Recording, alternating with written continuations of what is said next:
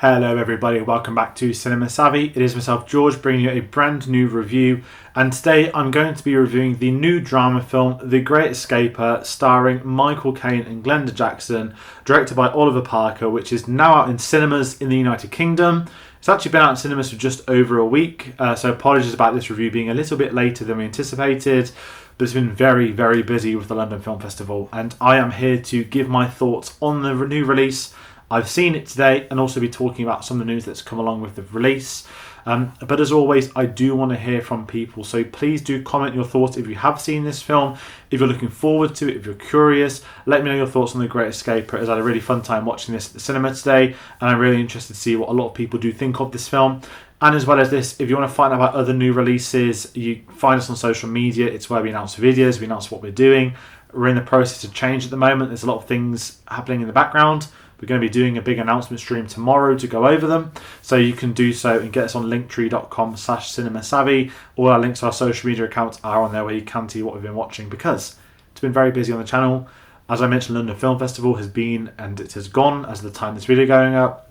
We had 14 reviews, the most we've done at one of these festivals. It was very busy, so a massive thank you to Tate and Charlie for covering those for us.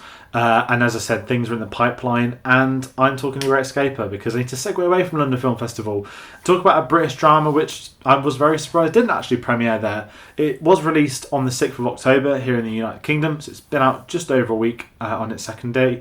And this is, of course, a drama based on the real-life story of Bernie Jordan, who, if you don't know the story, I remember this on the news at the time, this is of a World War II veteran who essentially went AWOL from his nursing home and went to the 70th D-Day anniversary in France from 94 to obviously 2014 when this film is set, but a veteran who was there at the time. So immediately, if I give my thoughts heading into this film, it wasn't on my to-watch list immediately. I love Michael Caine. He's been one of my favourite actors since I was younger.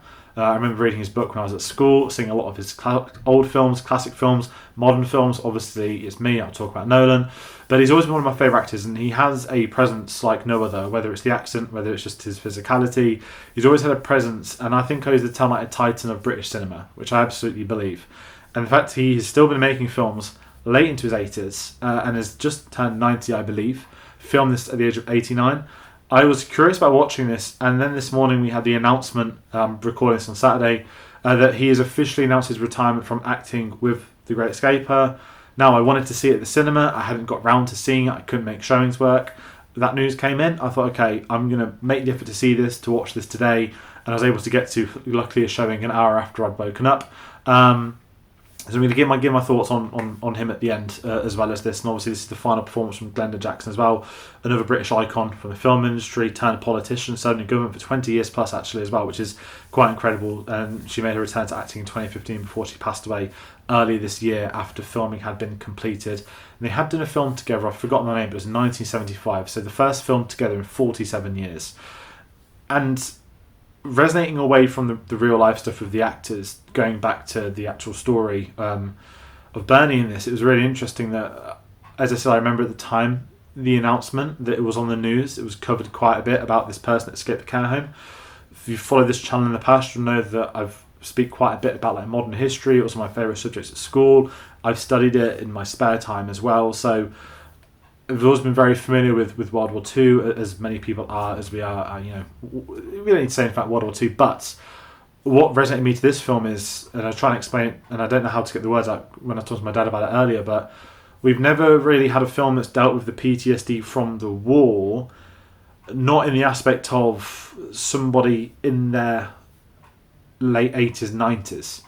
And that's where I'm trying to approach this review from, that there are so many great British drama films that aren't obviously war related that do cover stuff like PTSD. You get it in TV shows. Peaky Blinders jumps to mind. That that's post World War One, but you've got a younger Cillian Murphy there, and we see the effect that war had on young people. But in my eyes, and also I'd love to put this out there for anyone in the comments, if there are films people have seen or books or whatnot on sort of PTSD, not in old people, that sounds really unfair, but I've never really seen that wartime reflection into people in their latter years, and this film was quite opening to that degree of, again, I went in expecting this British drama that I don't want to sort of associate them by genre, but you get these sort of films that come out every month or so. There's always like a great drama. You can think of a Jim Broadbent film, Imelda Staunton, Bill Nighy, some of these legendary British actors who do these dramas, and it very much caters to the older audience, I feel. And in my head, I guess I'm wrong massively that I'd put The Great Escaper into there, and actually it's been immediately one of my favourite films of the year, probably in my top 15 if I'm being really honest. And I am catching up to the films for this year, so things are starting to take shape, and I was sort of knocked back by how open this film is. And I know that it's based off real life. I know that, of course, it's a representation of real life events. Things wouldn't have happened exactly the way it did, but I was, with that in mind, I was still massively attracted to this. And as I mentioned, with those performances, I'm going to talk about Michael Caine first in the lead role. As I said, one of my favourite actors growing up. Knowing this morning that this is his last film, if it is his last film, I know he said in the past about retiring before, but it feels somewhat certain today that this is going to be his final film. He spoke very much that with his age, he isn't getting leading performances anymore. He spoke that he was given a script recently that was 90 pages long, and his character had dialogue in 10 pages of the 90. And he sort of spoke to the BBC about how he wants to go out on a high in a leading performance in a role such as this. And I just have to sort of tip my hat off to that it is an incredible performance. Taking aside today's news, I absolutely love his performance in this.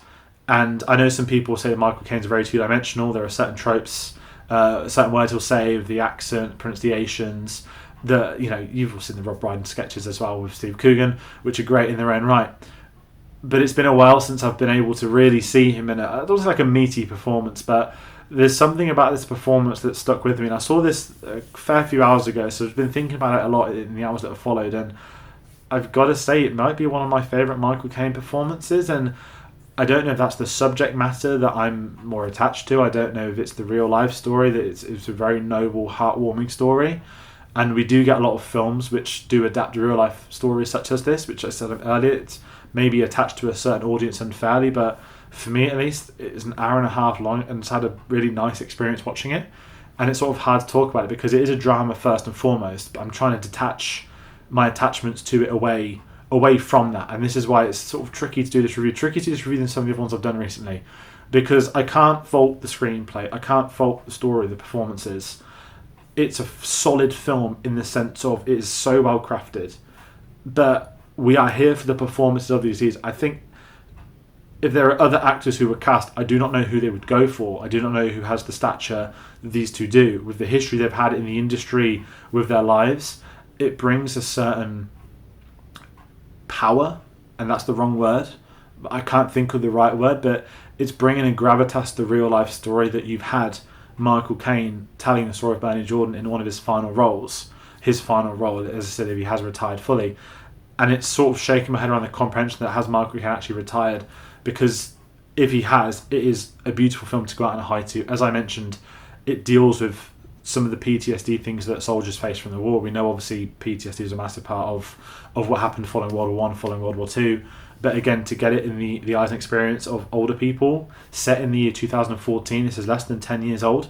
Normally a bit anxious when you have these films with really quick turnovers from real events, but I very much enjoyed this and the supporting cast that are involved in it.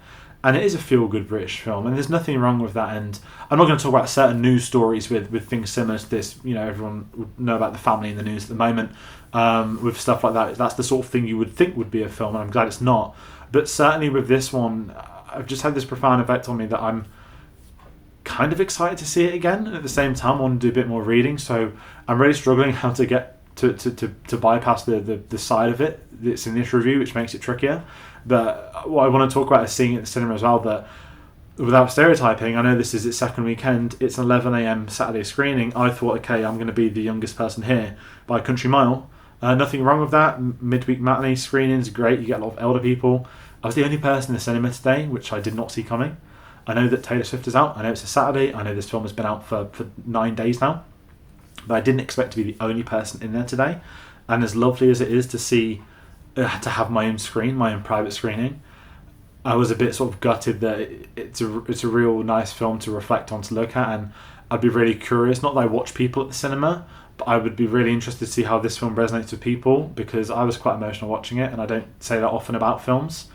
Certainly there's that type of British drama that I don't normally gravitate towards, And this film is one of those films, but I just couldn't help but feel endeared to it. And as I said, the performances, knowing Glenda passed away a few months ago, this is a final role, and that Michael Caine is retired today, it's hard to shake some of those images knowing we're watching someone's final performance. And it's always a really not intriguing concept, but it's always a different experience watching someone's final performance in that context. So it's weird talking about performances. I'm going to try and move past that. Talk about some more of the real life stuff, because I spoke about PTSD.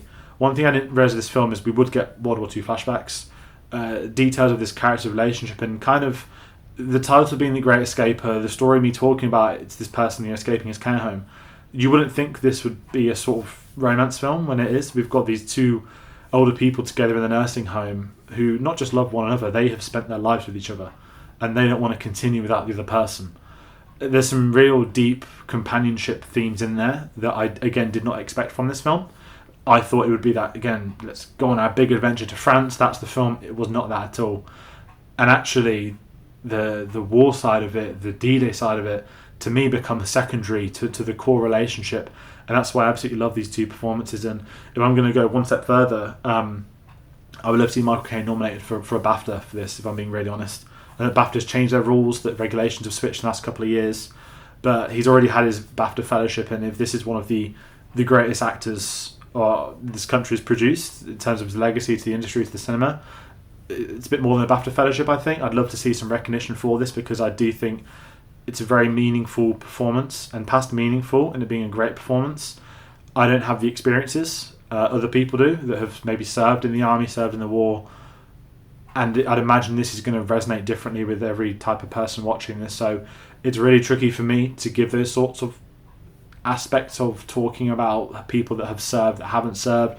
There's a really powerful scene with some German veterans in this film as well, who served at the same time as the British did, and there's a great coming together.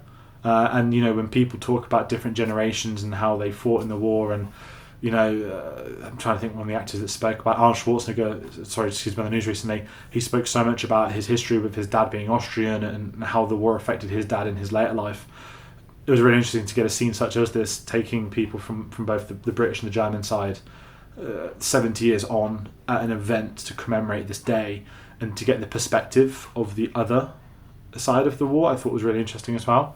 And as I said, there's a few sort of powerful moments in this film that stuck with me, and I'd be really interested to see what other people do think of it. But if I'm sort of trying to tie out and push out from this review, it's been a weird review to talk about, because it's so hard not to talk about how amazing Michael Caine is at every step of the way.